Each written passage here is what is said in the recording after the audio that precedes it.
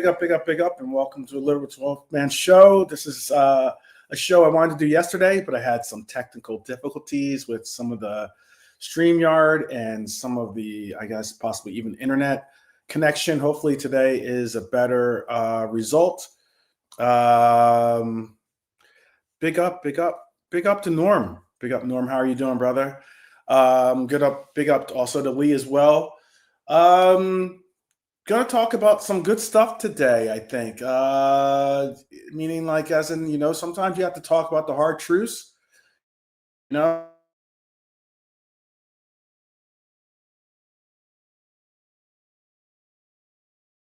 no. And then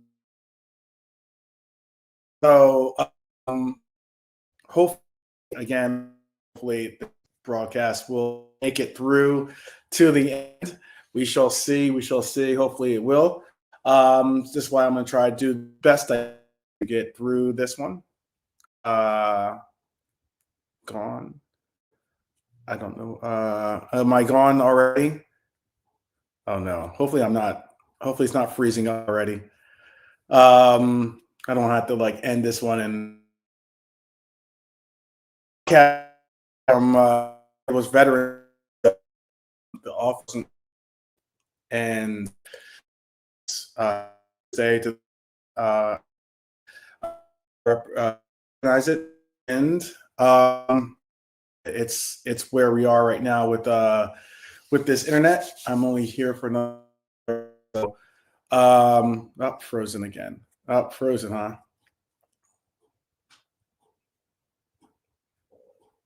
It's so choppy. All right. What I'm going to do is, I know it is about to lose a customer if this is what's going on. What I'm going to do is I am going to, I guess, broadcast from my office. I have to drive into the office and do that. So either that, or maybe I'll just go to a local cafe or something and broadcast from there. But hopefully it doesn't freeze up from there. So what I'll do is I will end this broadcast and I will start this in about 30 minutes. So I will see you guys shortly.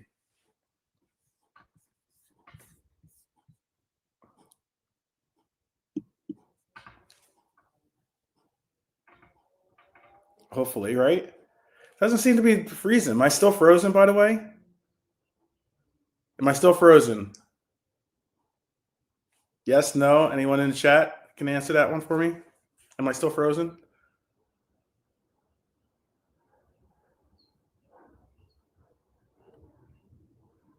Okay. Well, maybe I'm back. Okay, for the moment. I know. I can't have that though, StreamYard. You can't have that. I can't be crossing my fingers and hoping that everything goes well. Someone's saying, Hyler saying no, it's not okay. Man, because this is some stuff that I did want to talk about today, so that's why I am committed to get in this episode one way or another, even if it means I have to go, like I said, to my office or to do with this at I don't care, at a cafe or something like that. But I just wanted to get into this episode because I really wanted to talk about basically the need that we do need to talk, the need that we need not panic, we need no meltdown, and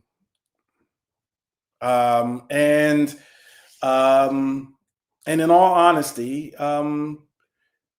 if you've been watching Liverpool, this year has probably been a tough ride. It hasn't been easy at all because there's been a lot of situations where, we've had a team that has high expectations associated with it because of the price tags of the players that we brought in. So I'm what we're watching at Liverpool, this side looks like it's trying to remember who it is.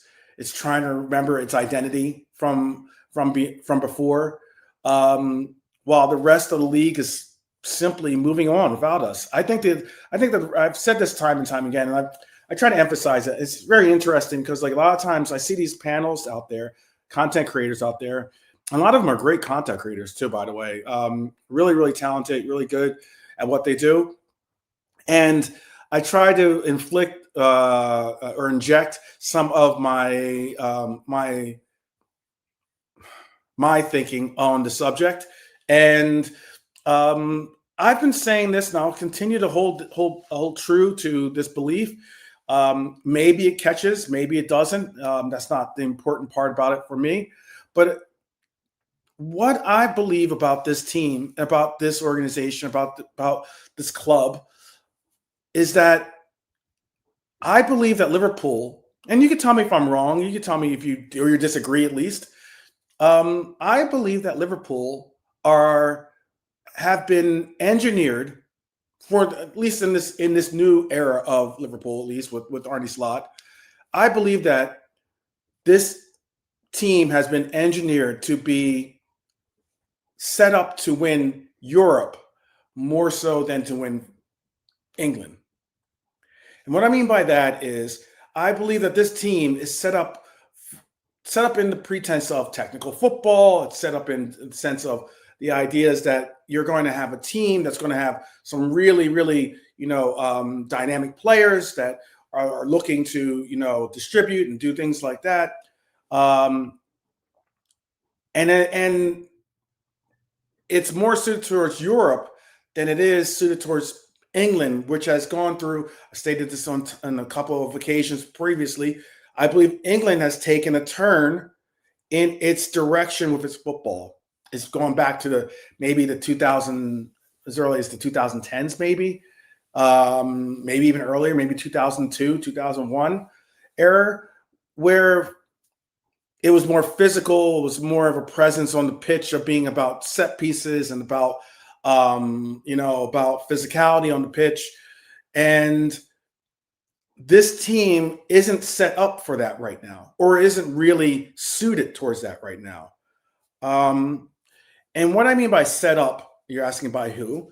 Hi, Laura. What I mean by set up is Richard Hughes and the people that made these transfers and created this identity, or the identity that they're trying to create at least for this team. I believe that that's the case. I believe that they recognized that this team was good enough, or was at a stage where they could win the Premier League. Now it was about winning Champions League. And I believe that that's the choices that they've made. And you can maybe even relate it to something as simple as I got into yesterday about how I honestly do think that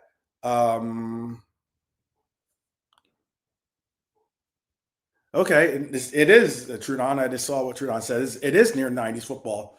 And that is one of the issues. Look, there are more teams. And I'm going to get into a lot of my topics that I have set up for us today. But there are more teams, I believe, in the Premier League now that present a presence of football that is more suited towards the 90s than it is towards the 2020s. And that's my perspective, at least. And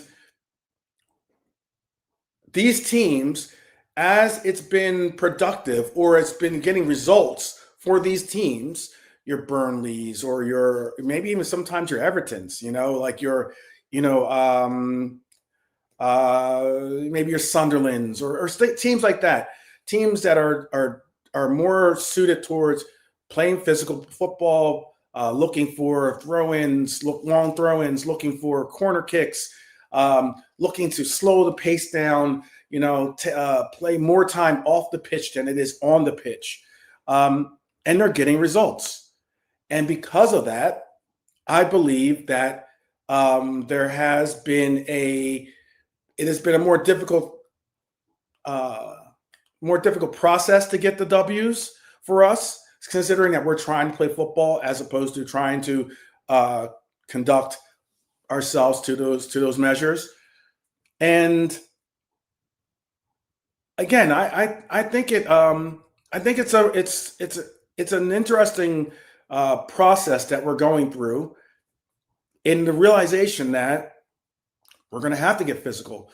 We're going to have to get tough. To get the kind of results in the Premier League, at least, we're going to have to focus on our set pieces. We're going to have to do those types of things, because more times than not, we're going to have to face teams. We have a stretch of games coming up, for instance, where we're going to go against teams that are looking for nothing more than to get into a battle when it comes to the set pieces and the likes. And I think that the quality of teams has improved because they've gotten better at doing just that. They've gotten better at conducting that type of game, conducting what they know will get them results. Now, whether you think that's a good thing or bad thing, whether you think that's a good team or not, the bottom line is results. The bottom line is W's. So I don't think it's a beautiful form of. I don't think it's entertaining. I don't think it's a beautiful form of football in any means. I've been on record of saying that about how I don't like the direction the Premier League is going with their football, but teams are going to continue to do so because it's such a priority to maintain themselves in the Premier League and not get relegated. So they'll do whatever it takes. If it means abandoning playing open play football for the most part. I'm not saying they don't play at all, but saying for the most part, if that philosophy becomes more of a philosophy of worrying about long throw-ins and the likes, if that's the route towards staying up in the Premier League, a lot of these teams will do so. And I think that that's what I think that that's something that we need to do, something that we need to see. Big up, KJ. Big up, KJ. Shout out to KJ. Big up, big up.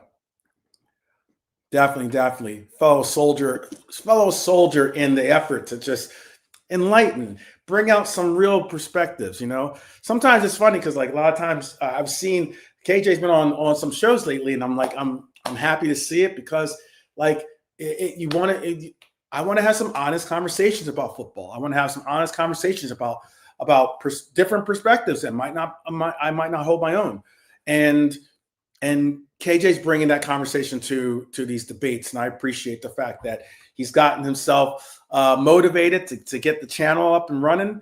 And I'm excited to see him to see not only his journey continue with the channel, but also for him to continue enlightening some of these panelists out there that are all about to have nothing really in their bag other than trying to cook you.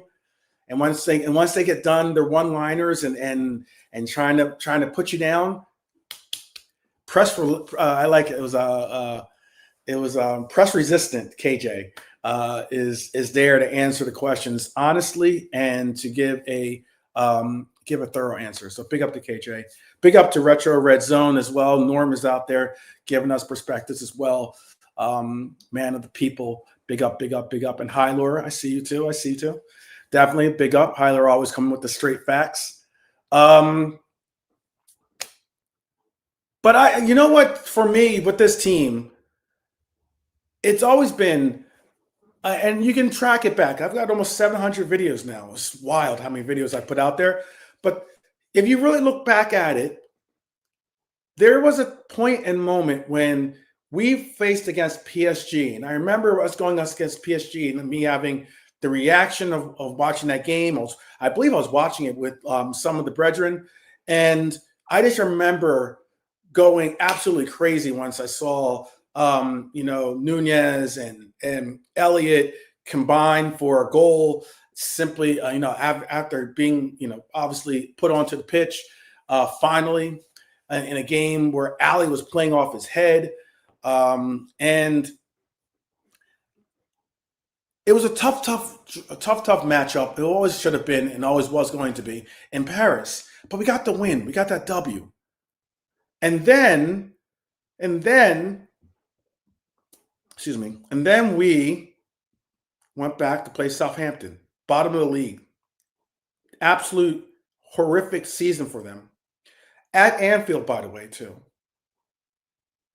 And we decided to basically not really do what we needed to do, which is play a squad that would have gotten a result, but primarily would have at least rested our players for that upcoming game against PSG.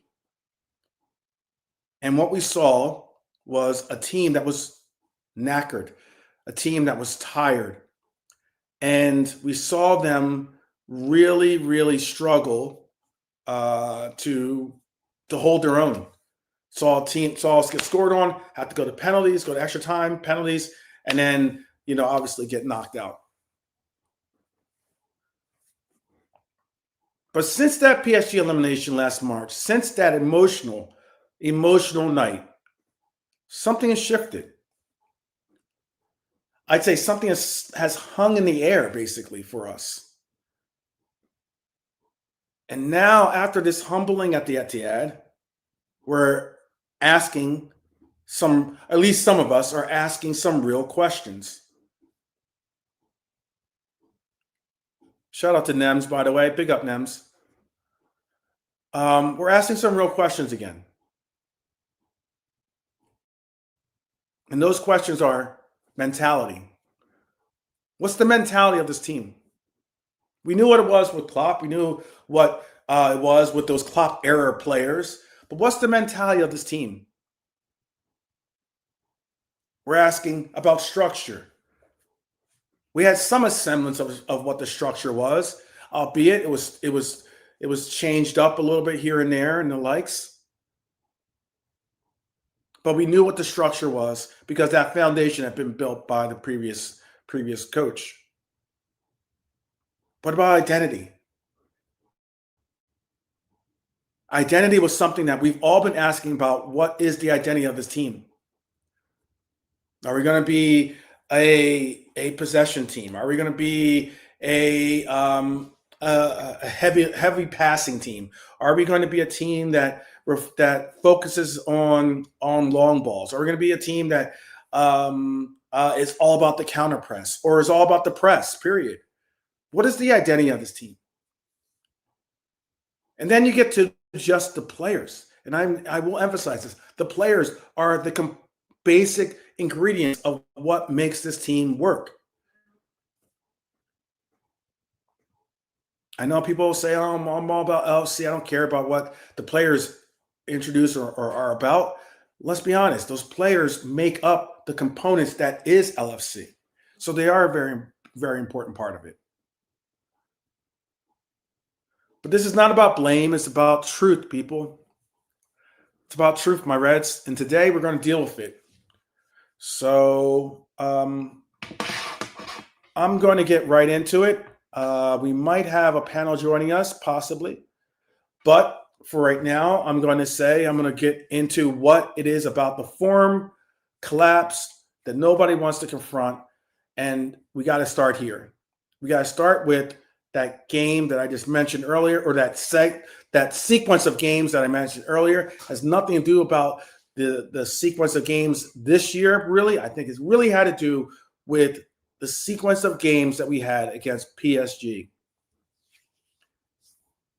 Since being eliminated by PSG in the Champions League 8 months ago, Liverpool have lost 11 out of 27 matches. That's 40% of games in all competitions. 7 in our last 10. We absolutely looked stunned and bewildered against PSG. We looked like we were doing a second take against Newcastle in that League Cup final. I get it. We turned around and won the Premier League. I understand that completely. But that entire time, I was calling out for this team to wake up and utilize this time for what it could offer, which is real life building, or real like building blocks for a team that will understand what it takes to get over some of these humps, get through some of these down spells of form and the likes. We slid into celebration mode, and some of us, not all of us, but some of us were like, it's okay.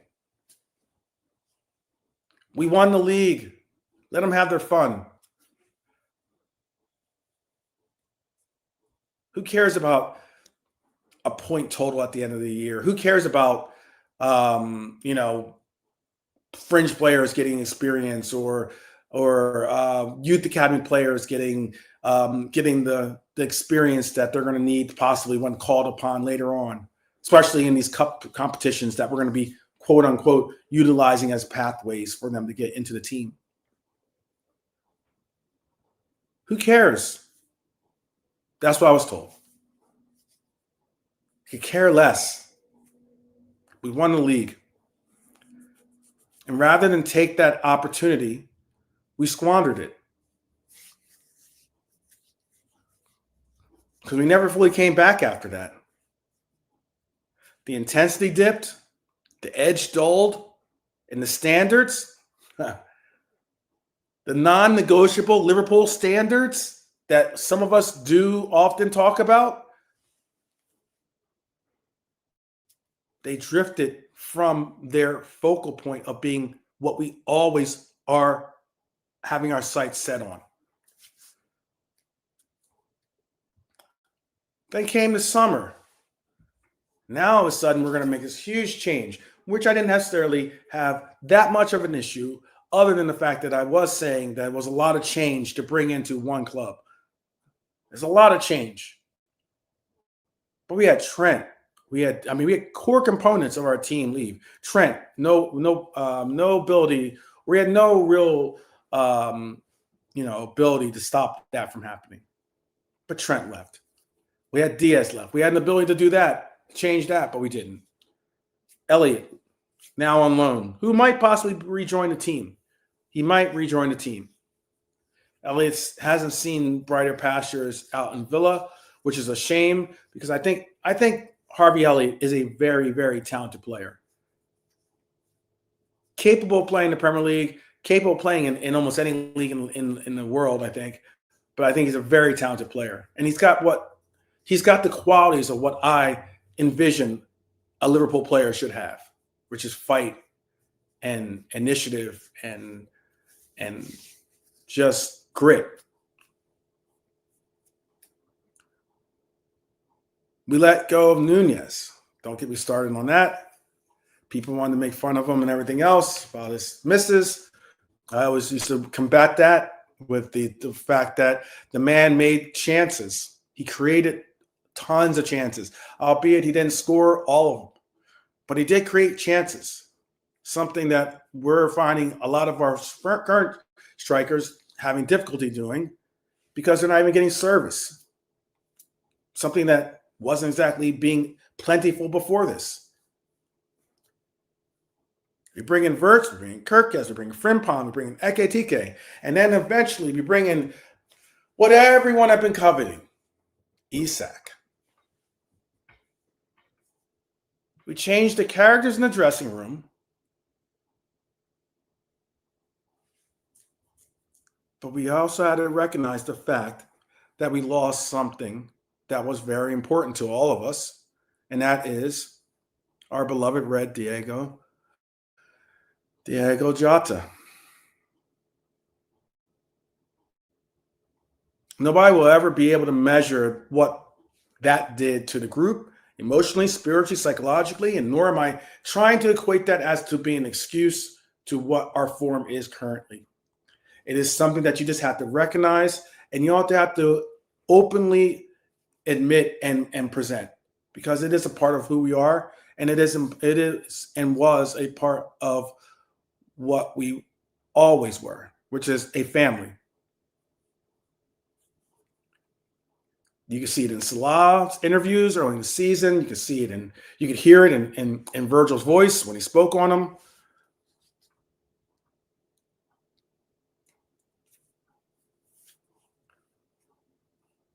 You could feel it in the stadium. We were playing football with a weight that nobody wanted to talk about out loud. And now the cracks that were emotional have become structural. This isn't just about form. It's now about finding what this team's identity is. Because during those 8 months I just spoke on, we did not establish what it was going to be, because we had so much change. We had so much of just lackadaisical appeal or atmosphere going on around us. And everything was just c'est la vie. But again, Liverpool have lost 40% of their games since being eliminated in that game against PSG. 11 wins in 27 matches.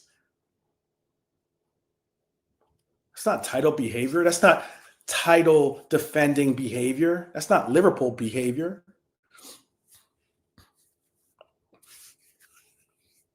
We can trace the slope, like I said. Newcastle in the league final, title celebrations dip, the Community Shield loss, a brilliant summer window, and then perfect start. Then Palace, Galatasaray, Chelsea, United, Brentford, Palace, again, and then City. 7 defeats and 10. 7 defeats and 10. Now, what I wanted to really focus on in this game, in what we had to speak on, and big up Marquet, big up Marquet. I'll have to send you the link to another show. I'm just trying to get through before my internet gives out on me, and some of the work that I put together yesterday for yesterday's show to get it through today's show, so I can get into tomorrow's show eventually. So yeah, this one's not really much open panel type show, but I think the biggest thing we need to address too, one of the bigger things we need to address, is something I've been saying. Why I emphasized about the physicality, why I emphasized about the direction of the league, why I emphasized the fact that I believe that this team is set more for Europe than it is set up for England. Why I believe, honestly, that we have a better chance of winning the Champions League than we do have. We have a better chance of winning the Champions League than we do winning and defending this title in the Premier League.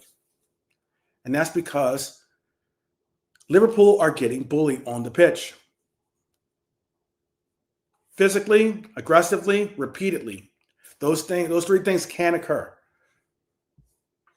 Man City didn't just beat us because they were more technical, or they were just hands down. You look at each one of those players and you say, oh, that's a better player. That's a better player. That wasn't the case. Man for man, we have a better squad than Manchester City. Player for player, on paper, we have a better team than Manchester City.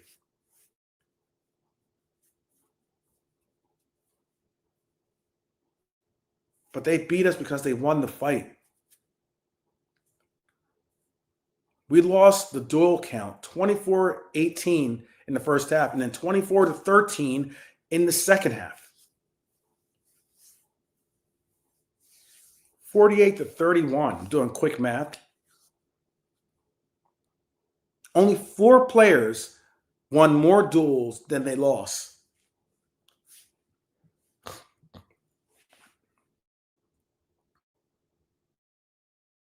That's right, KJ. I'm right there with you on that. That was something that was undeniably our identity. I get that we're not going to do the gegenpress. I get that. It's not this coach's style. It's not the style of some other people out there. that were happy to see us go away from that.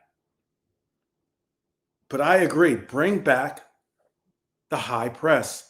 Bring back the emphasis that the press, the front line, is the key to our pressure. Salah, I understand you're not 25, 26 years old anymore. But we still need you to show a high intensity on the pitch when it comes to our defense, when it comes to our press. Every one of those three components, or every one of those players up on that front line, has to be committed to the press. And that could be a major difference. That could bring some relief to our midfield and towards our back line. Because this is the most concerning stat in our season. We have lost the duel count in 6 of our last 10 matches. That's pretty wild. You cannot talk tactics when you can't win a 50-50. You cannot talk build-up when you cannot win second balls. You cannot talk identity when you do not compete on the pitch.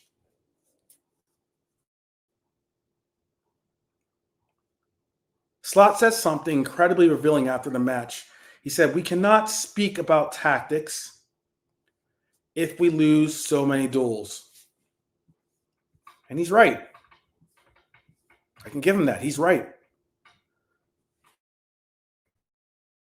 But this is not about shape. This is not about formations. This is about fight. I commended Maka after that Villa game simply because he showed some initiative in fight, in effort, in not going to allow for people to get pushed around and bullied in the box when we were trying to defend a set piece. None of that was going to go down. Got choke slammed, the whole 9. None of that was going to go down. But that kind of intensity, that kind of commitment, that kind of like effort and mentality created a work rate, created pride, created intensity, and all of a sudden you could see that the team's confidence level went from 1 to 10.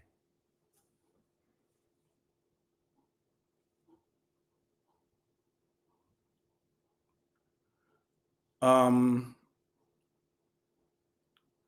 gonna put that, KJ. I'm gonna star your comment here. I'll bring it up in a second.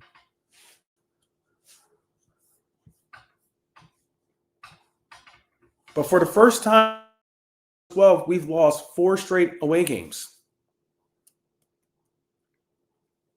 It's been 13 to 14 years since we've lost 4 straight away league games. That's not where we're supposed to be, people. Not at all. And that's not where we want to be. We are fortunate to know that we have, when we return, some home games that are winnable home games against teams that are going to play low blocks and are going to look at playing that conservative form of football that I just spoke on earlier.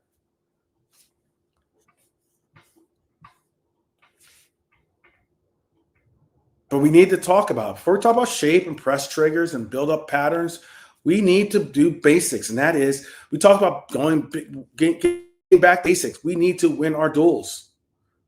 Football is still a battle before it's a blueprint, because we shouldn't get bullied, period.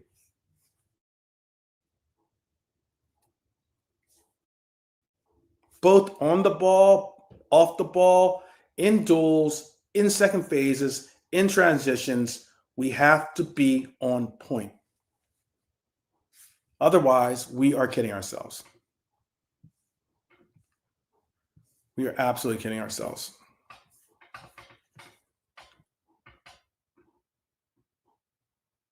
And that's what I mean by it's important that some recognition going on here. We get some honest conversations. We get into a place where we have these types of conversations, and we keep the context real. We keep the context real. So often I hear these comments be put out there, and then the context is alluded from. And then once you try to bring that out, whether in the chat or if you're privileged enough to be on the panel and you're able to bring out that context, people still look right past it. Right past it.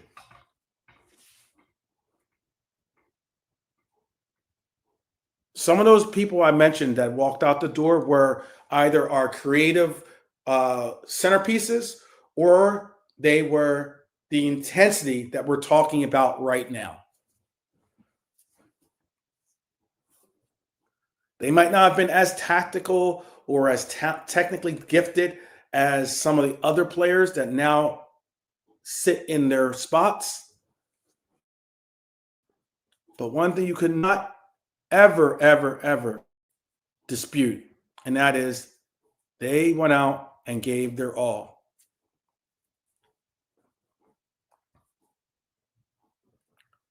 Liverpool's greatest errors were built on tactics, weren't built on tactics alone. They are built on fight. They are built on the will and desire to not ever allow yourself to lose, to win. And right now, there's a question of whether we have that or not. And I'm going to talk about a player that I know is being, as much as we all talk about agendas, this and that, and we all have our own personal favorite players and this and that, because you can see it when we talk about players. You can see it when we talk about when we get into these discussions, because some players are you can't even bring up sometimes, some players, but other players, when you do bring them up, you're often labeled as, oh, you're just hating on that player or this or that. No, we're having an honest kind of conversation, because this player is not a player that I despise in one way or another. If anything, I think he's an incredible, not only an incredibly talented and gifted player, I have a lot of high hopes for this player. A lot of high hopes. Let me see if I can add some graphics to allow for us to enjoy a little bit of the conversation a little bit more. But Mr. Ibu, the Konaté issue is what I'm calling it. And it's a question of, do you look at Ibu as being possibly and when I say this word, I don't mean he is bad, but what I'm saying is in every chain, there is a weak link.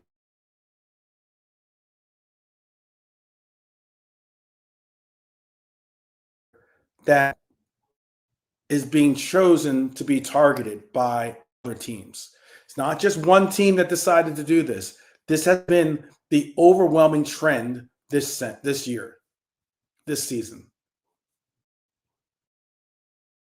It's not an easy conversation to have. It's a delicate one to have. It's not like, I'm telling you this. I love Ibu.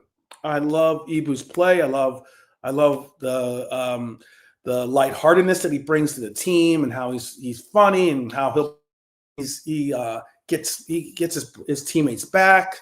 I remember when he had when he had our backs, and in that Manchester United game at Old Toilet.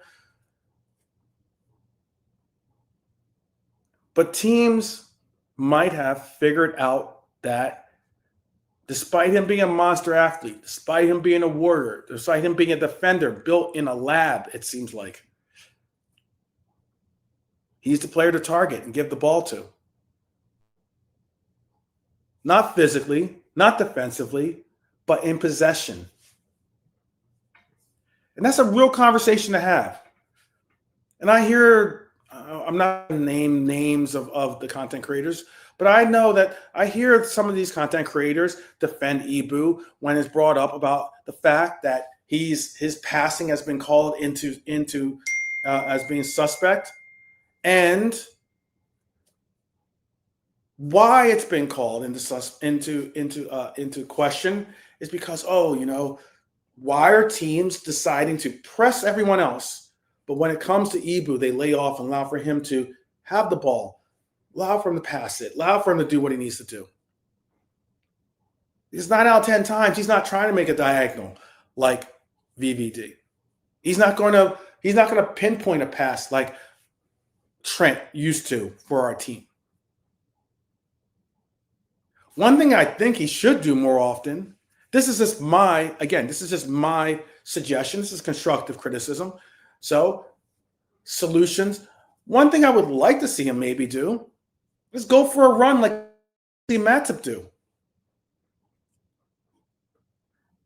Teams are going to lay off you. They're not going to allow for you to be the trigger of the press. They're going to press everyone else but you primarily. They're going to force the ball onto you. Then they're going to decide when to press you, when to rush you, when to try to force bad decisions, when to drag you out of structure. Go for a run. That's my analysis, at least. Do what we used to see Matip do, which is just go from box to box and just and utilize your speed or your, with his case, his physicality and teams' certain inability. I'm not worried about a Foden or someone like that pressing Ibu and being able to get the ball off his feet.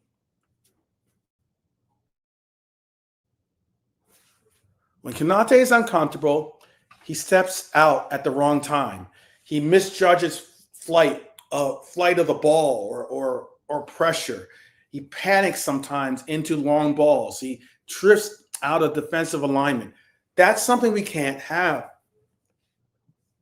And again, I'm saying it because I'm hearing these guys talk about, oh, well, Ibu made 90% or some number of a percentage of his passes in this game. He's a good passer. What are those passes? Side to side? What are the majority of his passes that are being done? Is he pinpointing and accurate? And don't get it wrong. I've seen Ibu make some really, really good passes. I think he had an assist or something, or one of the games he had that create was like the assist to the assist.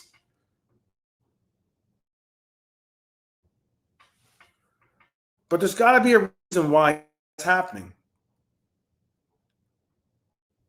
City floated crosses towards his zone. Knowing he is good in the air, they still floated crosses towards his zone. Palace, when we played Palace, they sent runners at him, despite the fact that he's physical and should be able to handle those players. When we played United targeted his channel that he was supposed to be guarding. And when it was Brentford, they overloaded his side of the pitch. This is not a conspiracy, people. This is not something where I'm trying to say Ibu is trash or anything like that. I'm saying as far from it. Ibu is a talented player, a very talented player. But whatever we have to figure out and whatever we have to do to figure out what help that we have to possibly bring him to allow for him to create solutions on the pitch and not be a target, that's what I'm talking about here.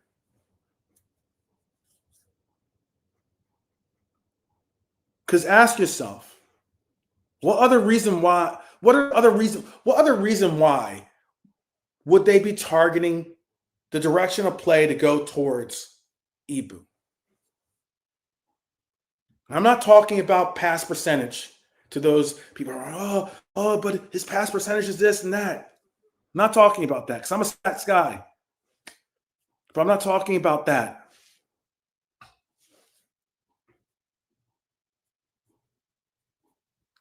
Slot knows this, and you can hear it when he speaks about Konaté. He can go to another level and bringing the ball out. Slot's words, not mine. so on the verge of saying some of the people that are out there, the content creators that are out there that are sticking with this Konaté thing, or defending Konaté so vigorously. And I don't have an issue with. I don't have an issue with them at all. There's certain players that we decide to make our to die on that hill for. But our own coach said he can go to another level and bring the ball out. I suggested one of the ways that he could go to another level, and that is taking a page out of Matip's book, taking a page out of Kwanzaa's book. For a run. But right now, he hasn't really been doing that. He hasn't really utilized that. Until he does, Liverpool will continue to be structurally exposed.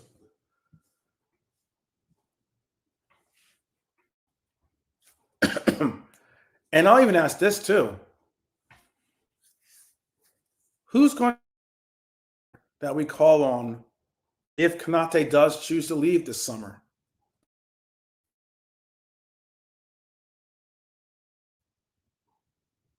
That is a big, big possibility.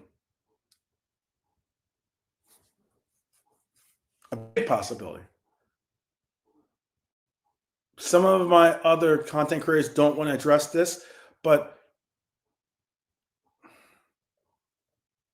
other teams are targeting Ibu Konaté as a possible player that they will go for in the summer on a free.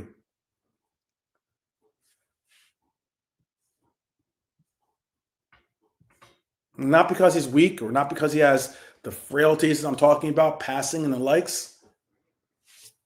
Because he's less comfortable with center back and build up compared to Van Dijk, we have to decide what we're going to do and why and how we can build up a player that we can utilize in the role that we have Ibu right now. There's absolutely no reason why opponents should be pressing him aggressively, forcing him to make bad decisions, triggering turnovers, pulling him out into challenges he should not step into, punishing the gaps left behind him.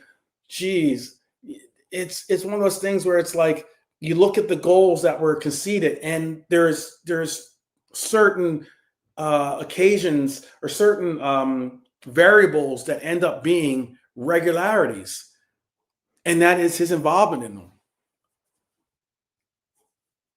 It's poor and bad to see that the ball that he tried to deflect out ends up hitting Haaland in the face and going in. That wasn't some incredible effort by Haaland. It was just a fortunate bounce for him, an unfortunate bounce for us. But for someone that's so aerially dynamic, would I've liked to have seen him get a better footing, better stance in making that play? Yeah, I would have. Would I have liked to have seen him do a better communication with Bradley when it ends up, ricocheting and call that's really to eventually give up a penalty? Absolutely. But Konaté is elite physically. He's physically elite. He's a Champions League level defender in duels. But under pressure in possession, there is growth that needs to be asserted. It's not slander. It's development I'm asking for. That's all I'm emphasizing. If Konaté can become a reliable first phase distributor, the long-term solution may be something that people don't want to hear, but something that I'm about to talk about later on in another segment. We need a left-footed ball-playing center back to arrive. Joe Gomez is entrusted to be that player he's right-footed. But if Joe Gomez isn't that trusted player to get the starts in front of Ibu, to provide the ability to say, okay, we need someone that has passing range, and I'm willing to stand on this hill. Joe Gomez is a better passer than Ibu Konaté. If you don't agree, that's your perspective. But I'm willing to put it out there in my perspective, or at least my opinion.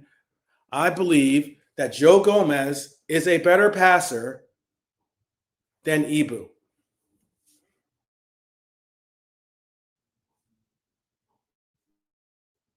And it's not about blame. It's about accountability.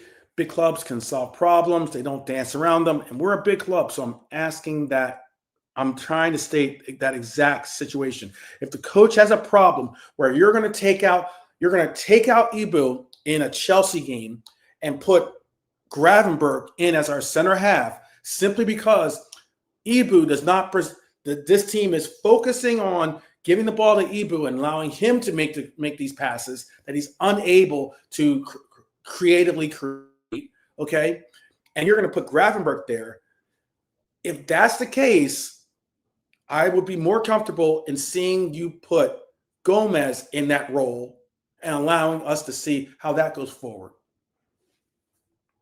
And if Gomez is so injury prone or so unreliable or whatever you want to call him, then what we need to do is we need to get Gomez to a place where he can play football, hopefully continue to develop his game, have a team that's more dedicated and more dedicated to his development and more dedicated to seeing his contributions on the pitch and allowing for his career to be just that, a career.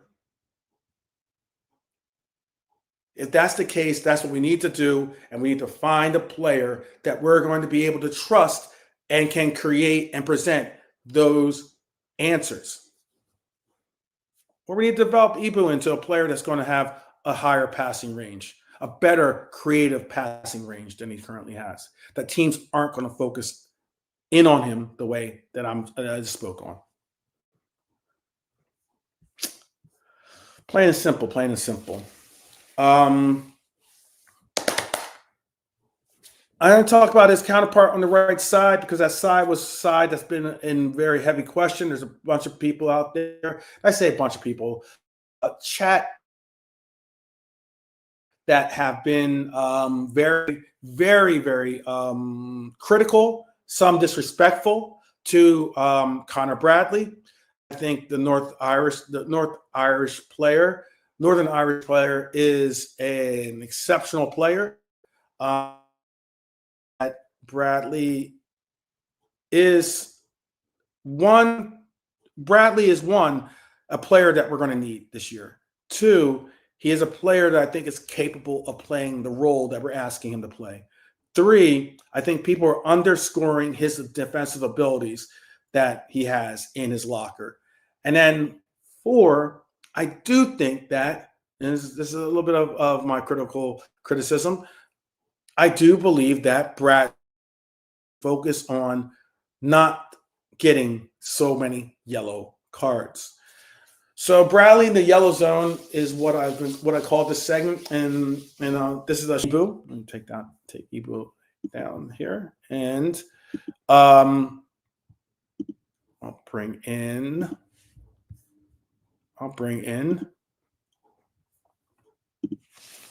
Mr. Bradley. Probably his feelings about what I'm going to say, but it isn't anything. Again, I think Bradley is a good player, and why a lot of people are so.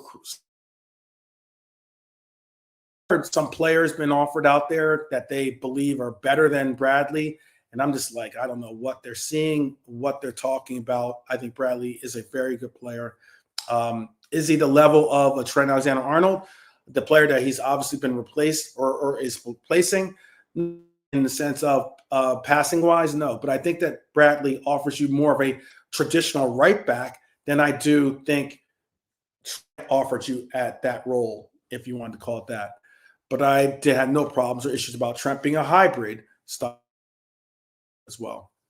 I don't understand it either, KJ. People do have some short-term memories when it comes to Bradley. I remember there was portions of last season when people were saying, Bradley, we need to get rid of Trent or let Trent go. Who cares? Because we got Bradley they wanted to see Bradley play more than they wanted to see Trent play. But let's just into something that has gone under the radar. Big headache for us. And then one yellow card away from a Frimpong at the right back role right now. Injury. Everyone knows my stance out there that agree with this stance. We don't want to see Damis Abasalai, not because of talent, but more so, or not because of his talent to play at the right back spot, but more so the fact that we're taking that talent out of our midfield instead of it being in the midfield, we're putting it right back. And when the player doesn't even want to play there too, by the way. But it could become a major headache. Injured. Don't want to see Dom playing there. There's been an overly apparent and obvious hesitation to play Gomez as our right back, despite the fact that he did a phenomenal job for us as a right back, as a left back. People, short-term memories, but still all the same. Now, normally with a deep squad, I would shrug it off and say, okay, cool. But, I'd say, okay, rotate or something. But this is Liverpool in November. Nothing is ever that simple, it seems. Bradley has now picked up 4 yellow cards in 9 league matches. One more before January 4th. So he's got to go not only the whole of November, but the whole of December in not getting a yellow card. That's going to be an ongoing migraine.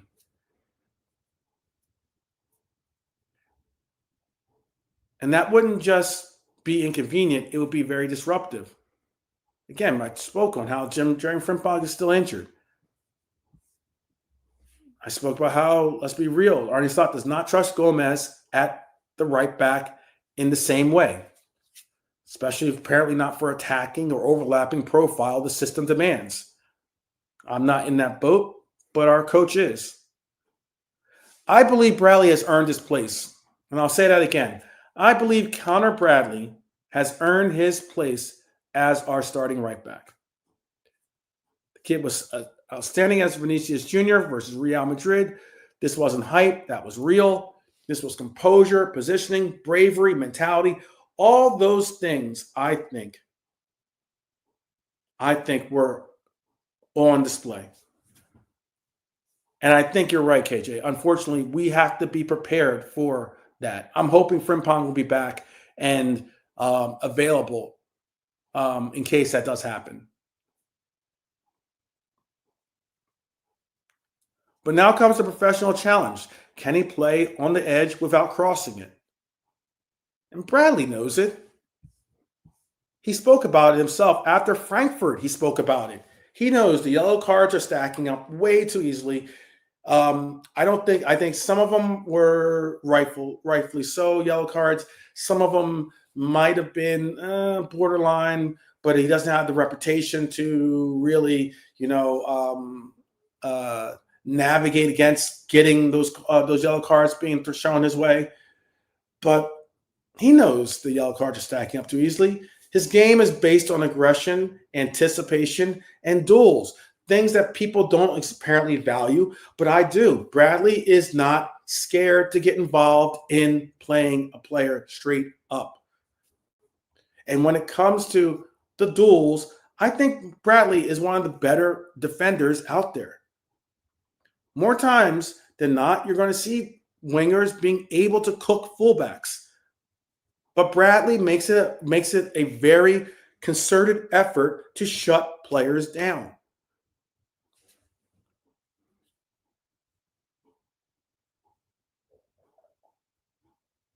And this is what is very interesting too. Or at least maybe you could say it's the irony of it. Bradley getting booked is not a discipline problem. It's a system problem. Because when you're late into duels, when the press is disconnected, when the midfield spacing is broken, fullbacks end up firefighting.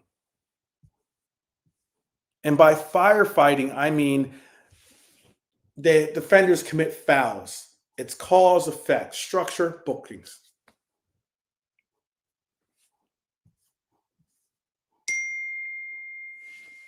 In my opinion, the right back spot is his to lose, to be honest with you. Despite the outside criticism of him and undervaluing of him by rivals and our own, I believe he has been fearless, he's been relentless, and one of the only players who consistently plays like the badge weighs something. He puts his heart and soul out there at right back. And he plays for that badge, fully committed to understanding what that badge means. And that's why sometimes some of the things I hear people say about the player is disappointing, especially when it's by quote unquote red supporters. And I'm not saying that you're not a red supporter if you've been critical of the player or not, but what I am saying is that some of those people aren't really red supporters, let's be honest. But his bookings are stacking up way too quickly. Way too quickly.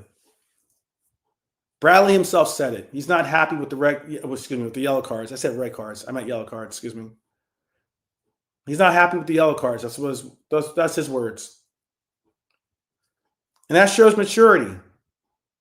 But sure, the risk remains. He's got to avoid another yellow card, or he's going to have a game where he's going to sit the bench. Not bench. He's going to sit in the stands, I should say.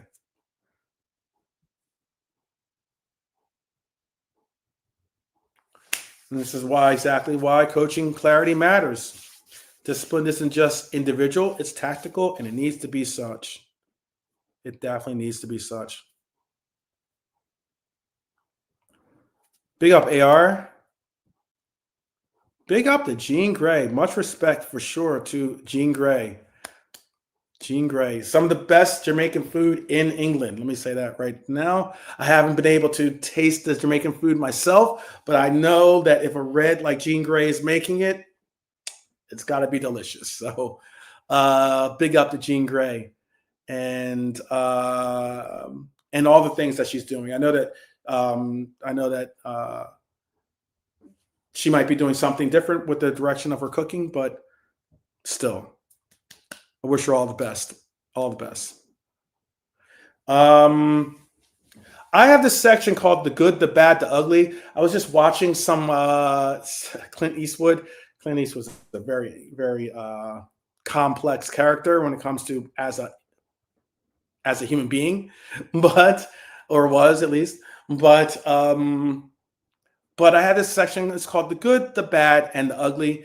I like Westerns. I was watching Unforgiven, excellent movie. And then I was watching a little clip from High Plains Drifter. Pretty wild, the old Wild West. And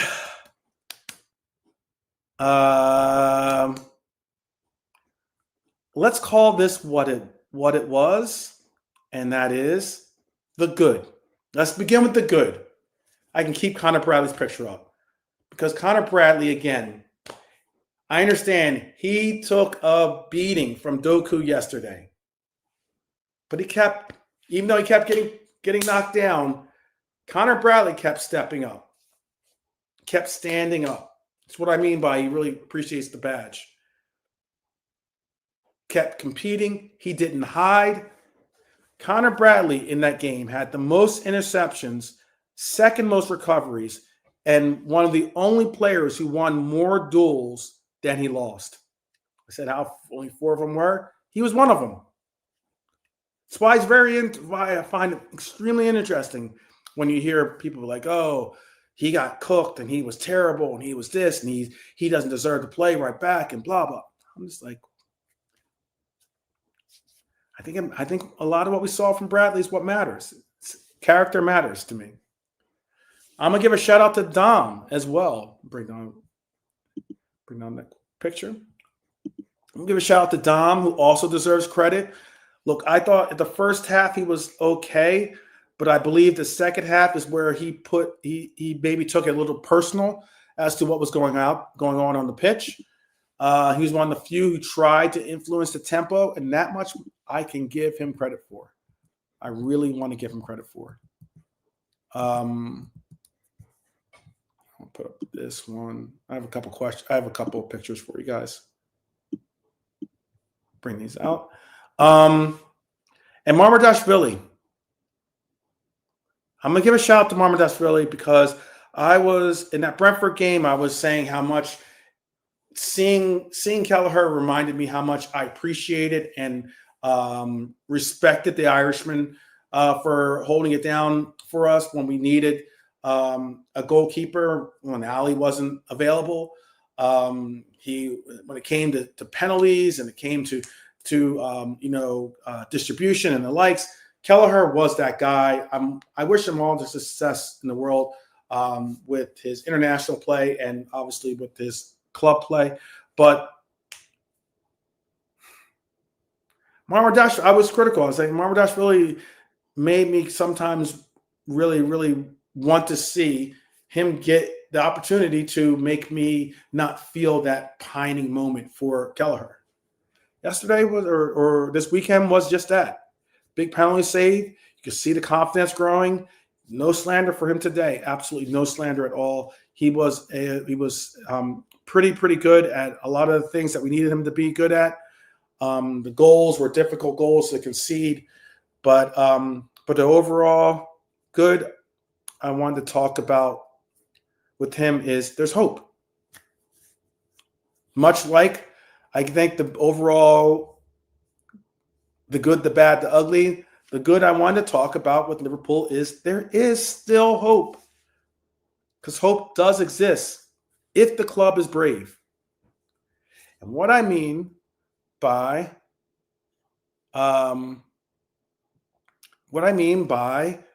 if the club is brave is just this. Because I saw a report. When I saw the report, I was like, okay, whatever. But then I saw someone that I do rate as a journalist, or I don't know if he's necessarily technically a journalist, but he's in media. Because I know he took film studies. He didn't take journalism as a degree. But someone that I do rate heavily and highly, and that is Lawrence McKenna. I saw him do a piece. I saw someone else do a piece on this. I saw after I saw the articles as well. The good could be another Italian stallion. And what I mean by that is Alessandro Bastoni is a transfer that could change a lot for us. Everyone knows that that's like always been my biggest player I've wanted to see join this club. I always talk about him a lot. It's one of the few things that me and the Irishman could agree on, I think. But let me talk about this one slowly so everyone can hear what I have to say, because this is not just a transfer rumor. This is not just another Twitter fantasy or X-fantasy wish list signing. This is something that defines errors that could be something that I would love to see our team embark on. Alessandro Bastoni is the defender who changes the geometry of our entire team. He can make an opportunity of us to do a back three if we wanted to do that. It could be an opportunity to have a replacement for Ibu if he does decide to part ways with us in the summertime. It could be a case that lessens the load on Virgil van Dijk. It could be a return to the right center half position for VVD, and Bastoni could take on that left center half role. I'm going to explain it as clearly as possible. We do not just need another center back. We need a left-footed, press-resistant, line-breaking, possession-secure, structurally intelligent center half who can start attacks and not just defend them. Van Dijk has been that for us, what, for the past 6 years? He has been the lighthouse, the reference, the calm in the storm. But the system has shifted. The league has intensified.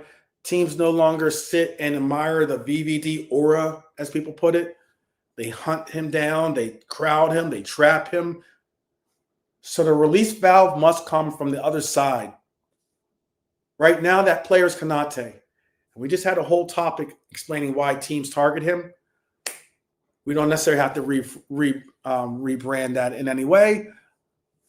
This is not to embarrass Ibu, because again, I think Ibu will be a phenomenal Football Manager 26 just came out. I'm excited because I'm trying a couple of different different perspectives of the team via Football Manager 26. I like that because it's less about you having the skills on the sticks and more about you having the skills in the cranium. And I'm even exploring. I got Bastoni, actually. I just traded transfer to him for him on the team. We've been exploring something of seeing what a back three with maybe Ibu to the right, Bastoni to the left, and maybe VVD in the center, what that brings, what that creates, what kind of presence that might be. That sounds like a very viable, very incredibly viable back three. You can then have your wing backs. You can have a situation where Frimpong and a Kirkes can do what they naturally do best.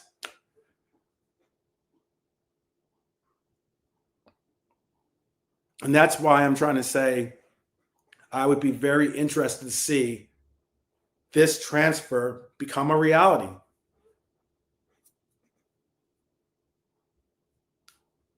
Bastoni solves that problem, I think, instantly.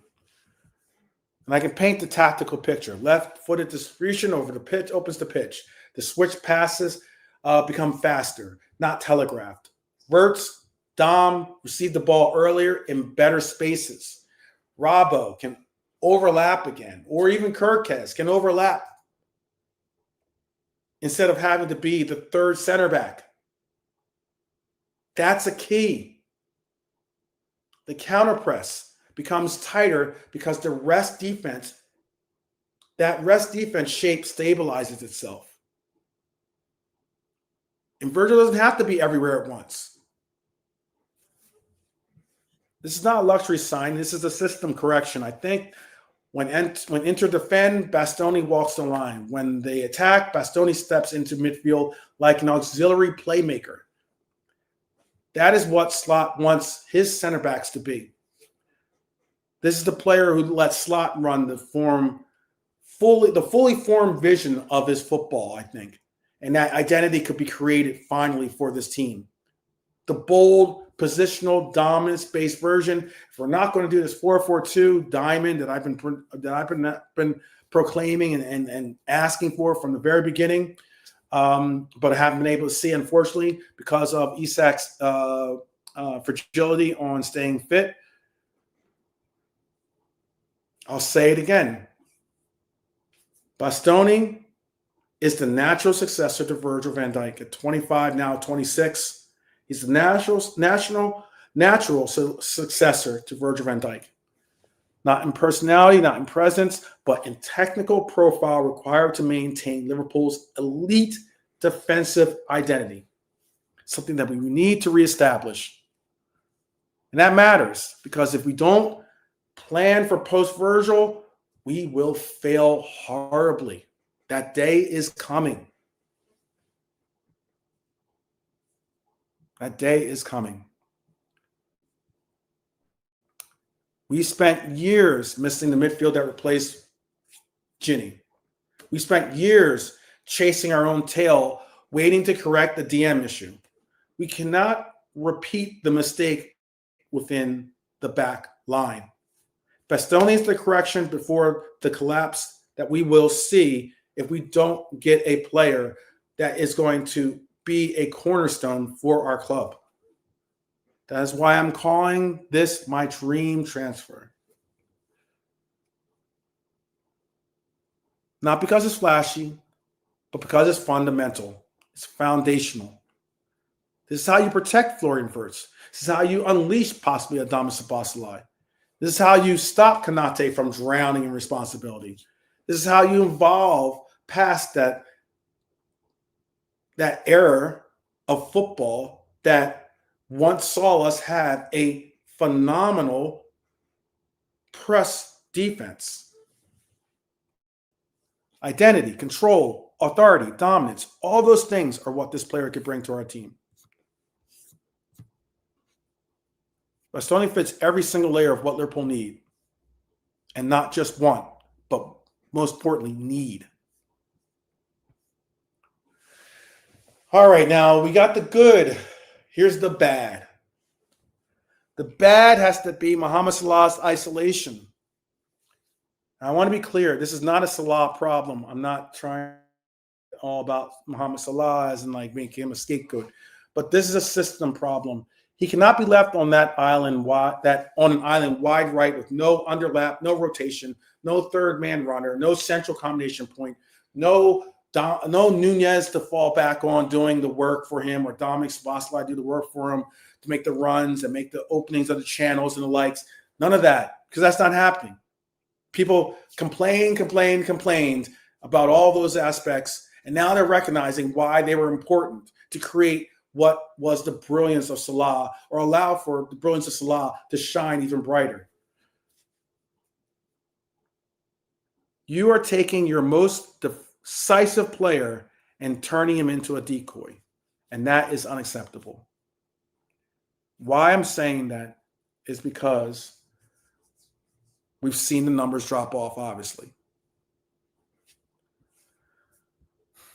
The bad is also, apparently, there are rumors that Dominic Szoboszlai is being, apparently is attracting attention for a transfer from Manchester City, which is probably not going to ever happen, and a team that we all know is going to be the team that's going to look for any Liverpool player that is starting to make any head ground, and that is Real Madrid. There have been some talks also that Robbo is being tentatively linked to Celtic as a player, as a team that he could possibly, after this year, move on to. If that's the case, more power to Robbo on doing so. It'll be an opportunity, obviously, to return to Scotland, which will be phenomenal for him. It'll also be an opportunity for him to have a gracious exit from the team. If that's the case, I will say I will do nothing but stand up and applaud Robbo. If he doesn't and he stays with the team, I'll do the same. I'm neither here nor there when it comes to Robbo's decision with his future being connected to Liverpool or not. He'll always be connected to Liverpool in my eyes.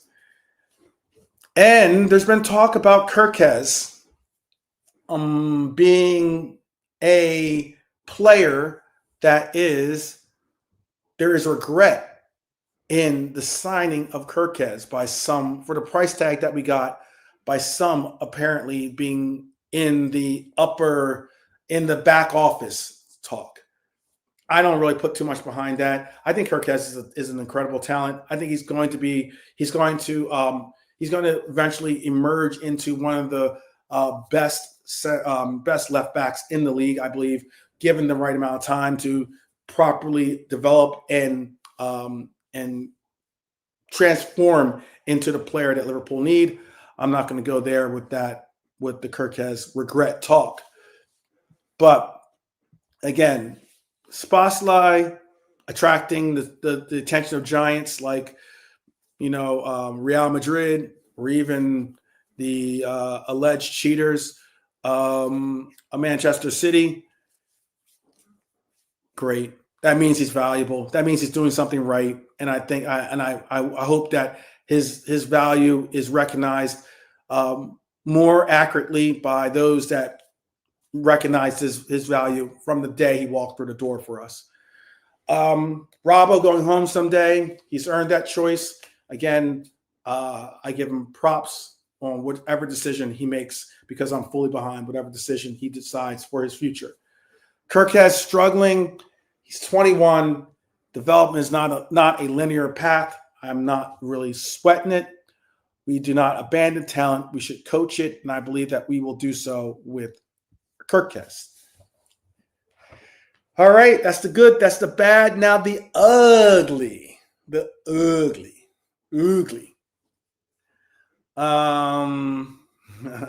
Bubba Sparks style, ugly. I'm not to bury this player. I'm not trying to bury him. I'm not. I rate this player. I believe in him, but Ibu, right now, his targeting that I spoke on earlier, for good reason, his passing under pressure, his decision-making when forced to carry the ball, his timing stepping into duels is shaky. Opposing teams know this. That's an issue. We need to figure out a solution for him, whoever can lighten his load. I've given out my solution, which is to involve the Matt Tip style runs into his game a little bit if teams are laying off of him. Continue to keep the ball at your feet, push, and then go for a run, But they are forcing the build into him. They're pressing him, waiting for that bad touch or the delayed release, and then attacking the spaces he vacates. Again, this is not a conspiracy. This is scouting and exploitation. And here is where it gets even worse. Our midfield is not compensating. The gap between line 1 and line 2 is enormous.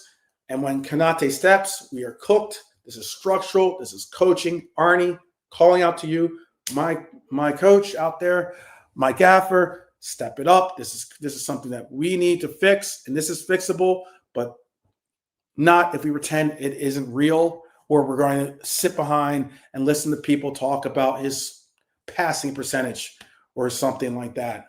And again, I'm a stats person, but that's just something I can't really get involved in, get behind at least. And now the part that makes the blood boil. Look, Van Dijk was called out for having a bad game against Manchester City. I can understand some of the aspects of why some people think that. I think that narrative changes dramatically if that goal counts, because I believe Virgil van Dijk did score. The ball is in the net, the momentum shifts, and all of a sudden we're talking about a different outcome possibly for the game. But it didn't, and the goal was disallowed for an offside. That, 1, did not block the keeper. 2, did not impact his vision. 3, did not interfere with play. Robbo literally ducked. This is why independent officiating oversight is needed, people. Not PGMOL investigating PGMOL. Excuse me. That cannot be the case. That cannot be the case. This is what I mean. This was the match momentum chart when we saw the game this weekend. Obviously, they had that early goal. You can see where the Virgil van Dijk header was ruled out right here. It's circled. And despite that, we had bouts of momentum in this game. I think that we saw some individuals slack off in some of the commitment and intensity, and that was a serious knock against our ability to maintain any bit of fight in that game, I think.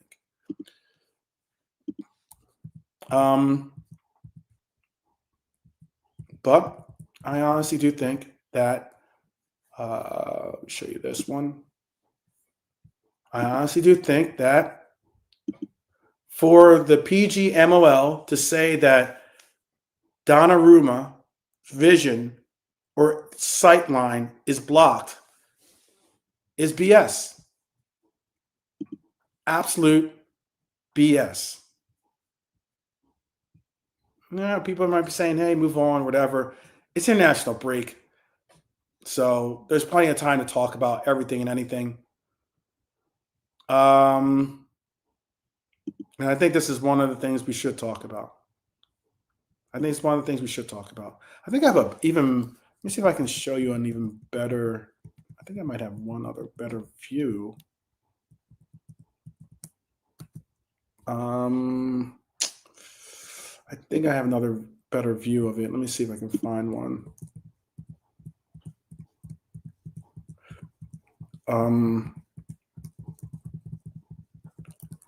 I might.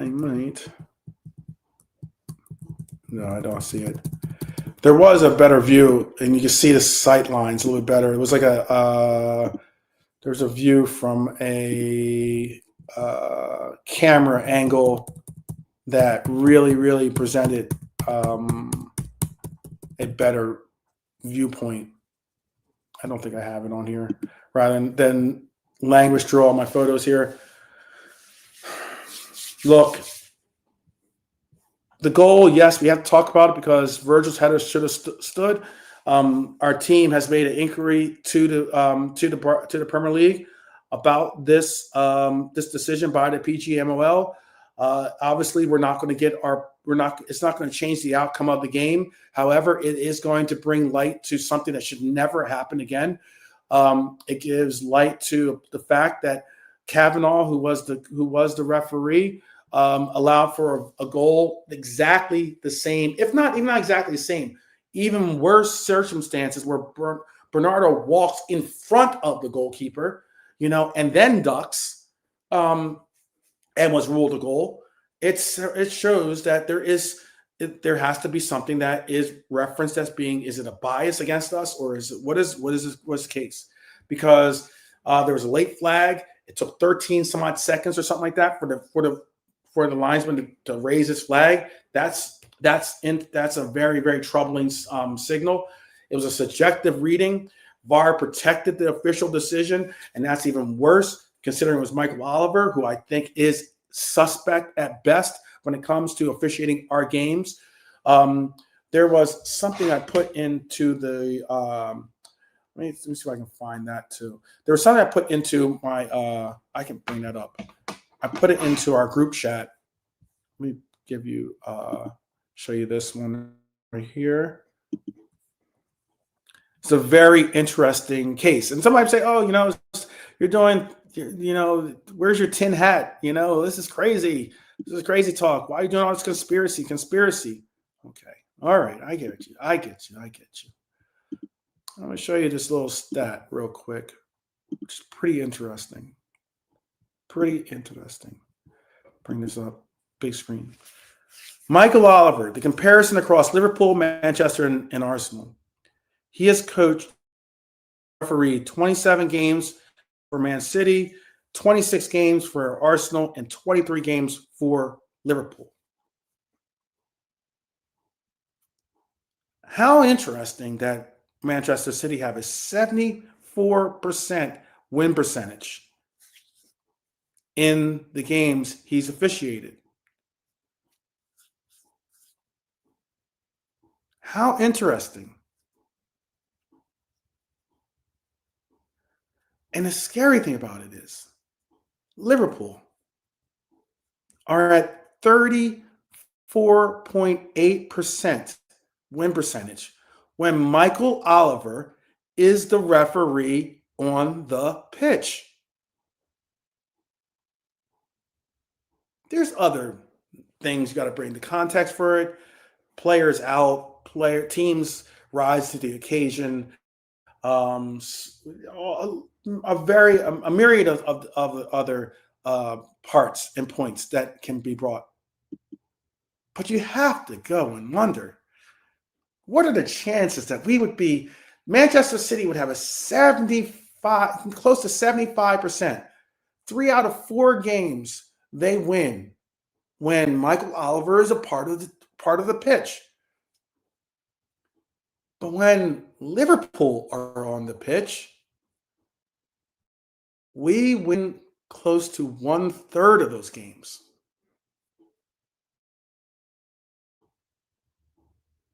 And not even on the pitch, in the VAR because his decision influenced his final decision or words influenced the referee. The Premier League released the audio footage on Tuesday with the full transcript of what was said. Here's what was said. Assistant referee, Robertson's in line. This is quote, Robertson's in line of vision right in front of the keeper. He's ducked under the ball. He's very, very close to him. I think he's line of vision. I think he's, meaning Donnarumma, been impacted, mate. Referee Chris Kavanagh states, okay, so offside then. The assistant referee concurs, I think offside. Chris Kavanagh reiterated, on-field decision is offside. So this is where the VAR gets involved. VAR official Michael Oliver chimed in and says, of offside against Andy Robertson, delay. So you've got clear offside position.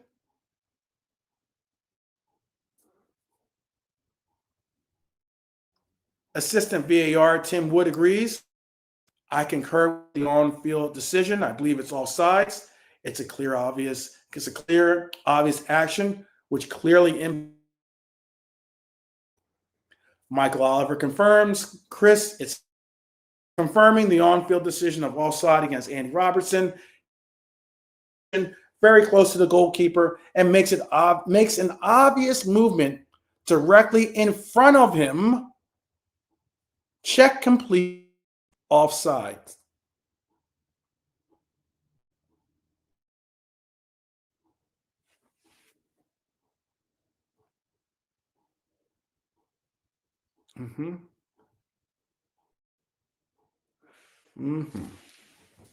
I don't keep an accurate book on AFC's or Arsenal's to Mr. Charles. I don't keep an accurate book on all the of Arsenal. Their gripes against PGMOL.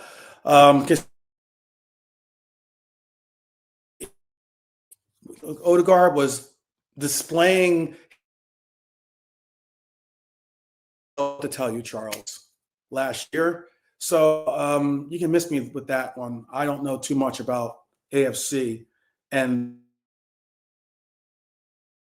standards when it comes to this one.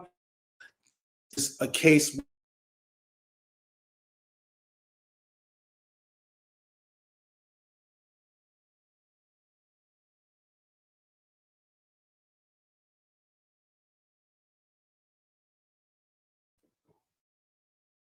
Hopefully, it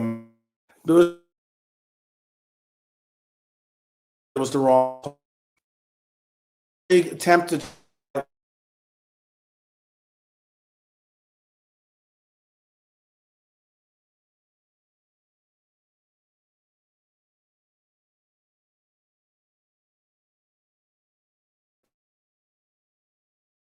Internet before looking out. It's trying.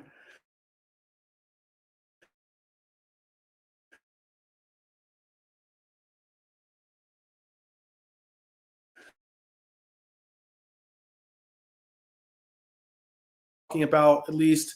I know this is I probably look like I am getting waterboarded right here.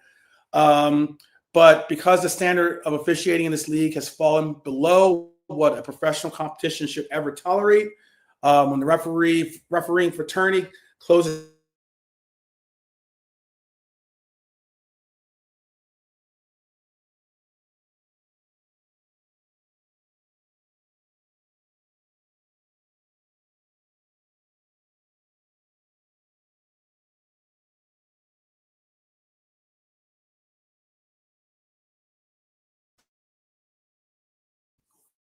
just improve, and this is do so. Just a call for so, and that's all I primarily wanted to say. before my internet starts to really get all bonky and crazy. We've said a lot today. We've been honest, we've been critical, but I have not given my Reds out there. Please do not on this team. It's difficult,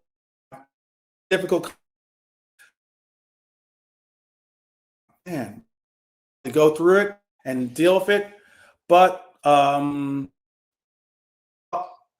bruised, not broken team, stop caring, broken fan bases go quiet, they quit.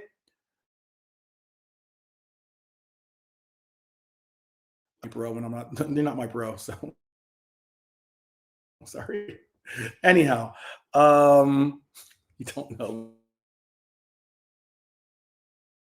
me.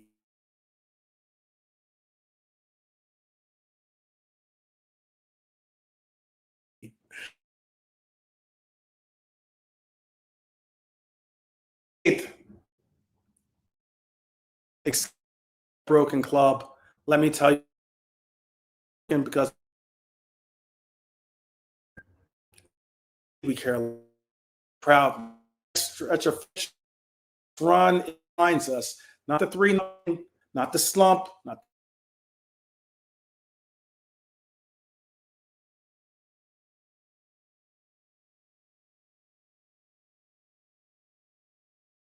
the headline.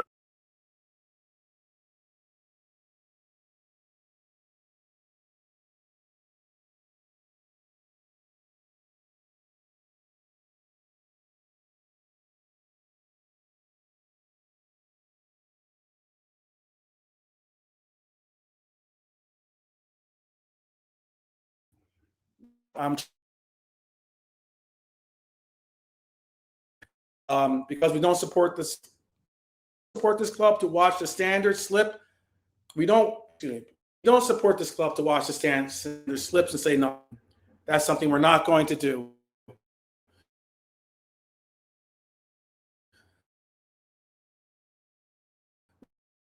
We support it because Liverpool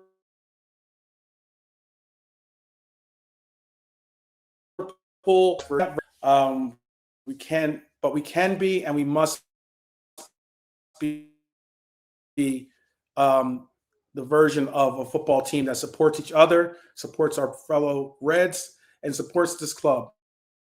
Talk about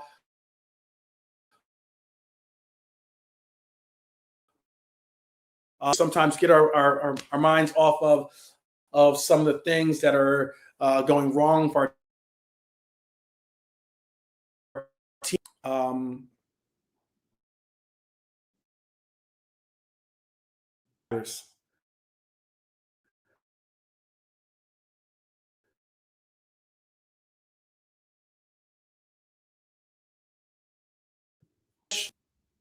Because it's how we step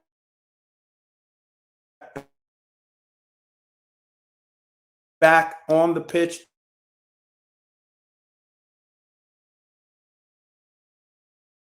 from as one. That's what I'm going to say time and time again. You always find a brother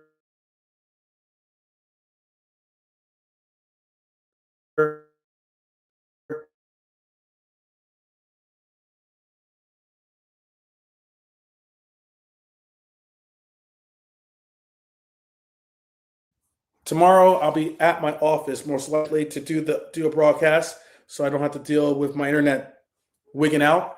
So join me tomorrow. It'll be good. Until tomorrow, I wish you all the best, and I